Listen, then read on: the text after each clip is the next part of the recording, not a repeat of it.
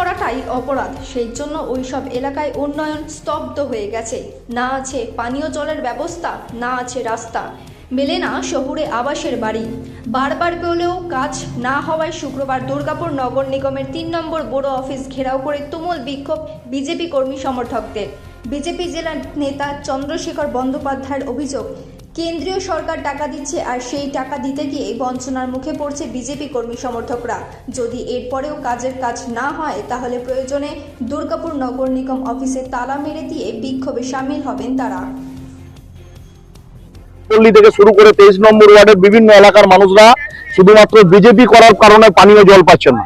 এর থেকে বড় অপরাধ আর কিছু হতে পারে না। আর যেখানে 5/9/2022 মেয়াদ শেষ হয়ে গেছে, বোর্ডের 3 বছর নির্বাচন হয়নি, যারা নির্বাচন করাতে পারে না, শুধুমাত্র শাসক দল ক্ষমতায় থাকার কারণে ক্ষমতার অপব্যবহার করে ক্ষমতায় বসে আছে, তাদের বিরুদ্ধে শুধু আমাদের একরাশ ধিক্কার। আমরা শুধু আজকে এখানে ডেপুটেশনের মাধ্যমে অবহিত করতে এসেছি, এই কাজ না হলে আগামী 10 দিনের মধ্যে আমাদের নেতৃত্ব, জেলা এবং রাজ্য নেতৃত্ব সিদ্ধান্ত অনুযায়ী বৃহত্তরভাবে দুর্গাপুর নগর নিগমকে ঘেরাও করা হবে নাগরিক পরিষেবা না পাওয়ার বিরুদ্ধে। শুধুমাত্র বিজেপি আর মূলত আমার উপরে আক্রোশ থেকে যতবার আমি না যাওয়া সত্ত্বেও পাড়ার লোক যদি গিয়ে বলছে যে আমাদের এখানে জলের ব্যবস্থাটা করে দিন, ওরা মানে একদম ডাইরেক্ট বলে দিচ্ছে তুই রিঙ্কুকে গিয়ে বল। রিঙ্কু বিজেপি করে কেন? রিঙ্কুর জন্য নবীন পল্লীর আজকে এই দাবি সম্বলিত স্মারকলিপি তুলে দেওয়া হয় দুর্গাপুর নগর নিগমের ৩ নম্বর বড় অফিসের আধিকারিকদের হাতে।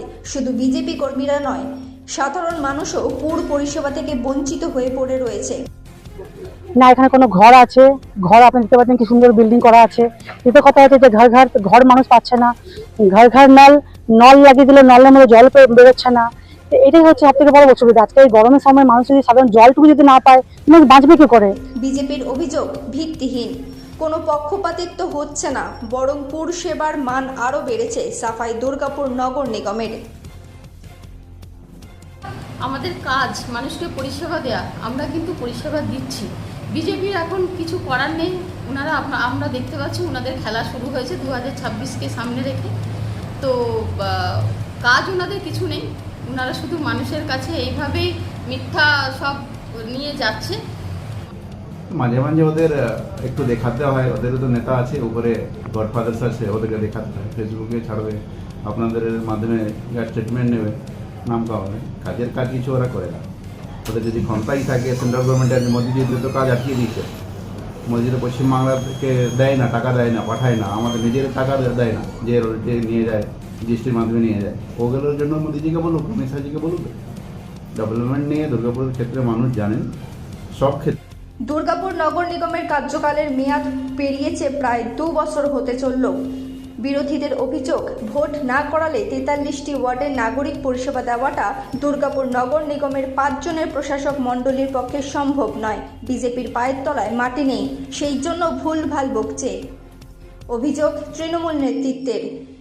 রাজনীতির এই 7-17 জটিল অঙ্কের মাঝে এখন দুর্গাপুরের নাগরিক পরিষেবার মান কোন জায়গায় গিয়ে পৌঁছয় সেটাই দেখার বিষয়। দুর্গাপুর থেকে অনুরাধা সেনগুপ্তের রিপোর্ট, খাঁটি খবর।